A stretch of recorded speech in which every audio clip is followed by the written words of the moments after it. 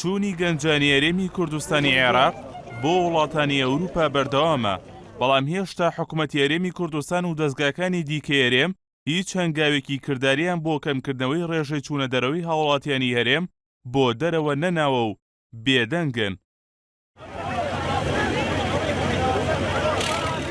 ئێستا ئەوانەی هەرێمی کوردستان جێدەیەڵن بەشێکی زۆریان لە چینی گەنجانن، ئەو گەنجانەی کە بڕوانەمەیان هەیە و دانەمەزراون، واتە دانەمەزراندنیان نە لە کەرتی گشتی و نە لە کەرتی تایبەتی.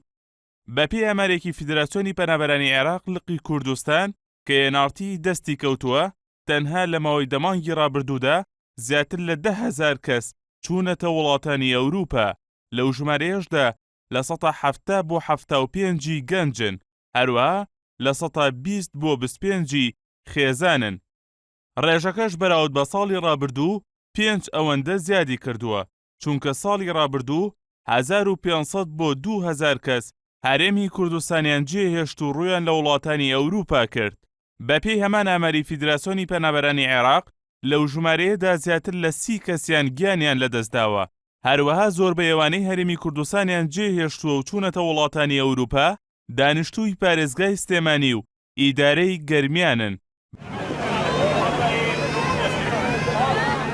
بەپێی دوای نامەرینەتەوە یەکگرتوەکان لە سەرەتای ئەم ساڵەوە تا ئێستا زیاتر لە 3000 کۆچبەر لە ڕێگەی دەریای ناوڕاستەوە بەرە وڵاتانی ئەوروپا کۆچیان کردووە و لەو ژمارەیەشدا 2500 کەسیان لە ئەودا خنکاون.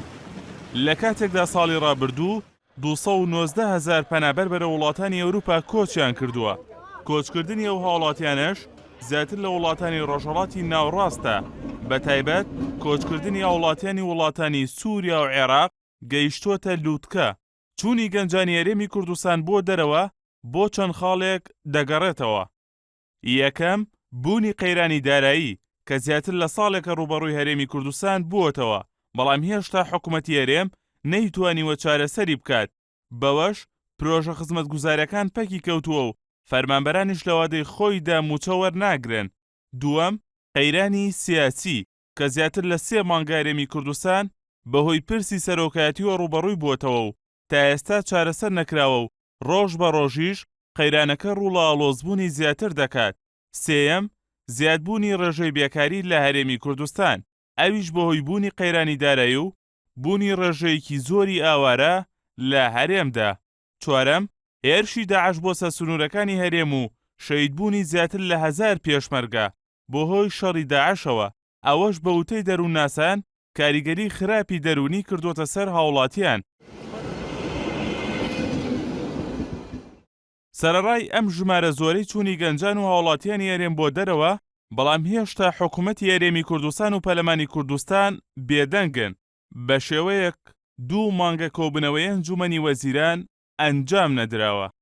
هونەر ئەحسان، NRT